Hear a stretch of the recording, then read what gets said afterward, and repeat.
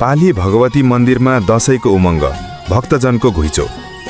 बडा दशैंको महान पर्वको अवसरमा पश्चिम नवलपरासीको ऐतिहासिक तथा धार्मिक शक्तिपीठ पाली भगवती मन्दिरमा भक्तजनहरूको उल्लेख्य घुइँचो लागेको छ। दशैंको विशेष महत्त्व बोकेकाले यस क्षेत्रका साथै छिमेकी जिल्ला र भारतको सीमावर्ती क्षेत्रबाट समेत हजारौंको संख्यामा भक्तजनहरू पाली भगवतीको दर्शन गर्न आउने गरेका छन्। विशेष गरी फुलपाती, महाअष्टमी र महानवमीको दिन मन्दिरमा दर्शनार्थीको भिड थामिन सक्नुको हुने गरेको छ। ऐतिहासिक महत्त्व। पश्चिम नेपालको पाली क्षेत्रमा अवस्थित भगवती मन्दिरको वास्तविक निर्माणकाल अस्पष्ट रहे पनि यस स्थानको ऐतिहासिक महत्त्व प्राचीन कालदेखि नै महत्त्वपूर्ण रहेको प्रमाणहरूले पुष्टि गरेका छन्। मन्दिरलाई यहाँ शासन गर्ने शक्तिशाली सेन वंशीय राजाहरूको कुलदेवीको रूपमा पुजिने गरेको स्थानीय इतिहासकार र किम्वदन्तीहरूले बताएका छन्। सेन राजाहरूको धार्मिक आस्थाको केन्द्र। स्थानीय किम्वदन्तीहरूका अनुसार पाली क्षेत्रमा लामो समयसम्म शासन गरेका सेन राजाहरूले यस भगवतीलाई आफ्नो पारिवारिक संरक्षक देवी, कुलदेवीको रूपमा मान्दथे। राजाहरू कुनै पनि युद्धमा जानुअघि वा राज्यको कुनै ठूलो कार्य सुरु गर्नुअघि सफलताको आशीर्वाद लिनका लागि अनिवार्य रूपमा यहाँ आउने परम्परा रहेको थियो। यसले तत्कालीन राजसंस्थामा यो मन्दिरको धार्मिक तथा रणनीतिक महत्त्व कति ठूलो थियो भन्ने देखाउँछ। पाली नामको उत्पत्तिको अनुमान। यस क्षेत्रको नाम पाली कसरी रह्यो भन्ने विषयमा पनि इतिहासकारहरूले फरक अनुमान लगाएका छन्। केही शोधकर्ताहरूका अनुसार कुनै समय यहाँ राजाको विशाल दरबार वा बलियो किल्ला रहेको र सोही शब्द अपभ्रंश भएर पाली नाम रहन गएको हुन सक्छ। यो अनुमानले पनि यस स्थानको राजनीतिक केन्द्रको रूपमा रहेको पुरानो पहिचानलाई बल पुर्याउँछ। वास्तुकला र भग्नावशेषको प्रमाण।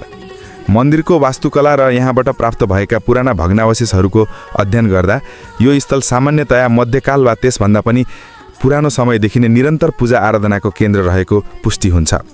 यी प्रमाणहरूले मन्दिरको धार्मिक मात्र नभई पुरातात्विक महत्त्व समेत उच्च रहेको देखाउँछ। पाली भगवती मन्दिर केवल एक धार्मिक स्थल नभएर यो क्षेत्रको राजनीतिक इतिहास, सेन राजाहरूको आस्था र प्राचीन संस्कृतिको एउटा जीवन्त धरोहर हो। यसको संरक्षण र थप अनुसन्धानले नेपालको मध्यकालीन इतिहासमा नयाँ प्रकाश पार्न सक्ने सम्भावना छ। भक्तजनहरूले दुर्गा भवानीको पूजा अर्चना गर्दै सुख, शान्ति र समृद्धिको कामना गरिरहेका छन्। कतिपयले आफ्नो भाकल पूरा गर्नका लागि बोका, हाँस, कुखुरा आदिको बलि चढाउने तथा दीप प्रज्वलन गर्ने कार्य पनि गरिरहेका छन्। मन्दिर व्यवस्थापन समितिले भक्तजनहरूको सुविधाका लागि विशेष प्रबन्ध मिलाएको छ। भिड व्यवस्थापन गर्न र शान्ति सुरक्षा कायम गर्नका लागि सुरक्षाकर्मी परिचालन गरिएको छ। दशैंको समयमा यहाँ पूजा गर्नाले मनोकांक्षा पूरा हुने धार्मिक विश्वास रहिआएको छ। पाली भगवती मन्दिरमा लागेको यो भक्तजनको घुइँचोले दशैं पर्वको धार्मिक आस्था र उमङ्गलाई स्पष्ट रूपमा झल्काउँछ। यसले स्थानीय कला, संस्कृति र धार्मिक पर्यटनको प्रवर्धनमा समेत टेवा पुर्याएको छ।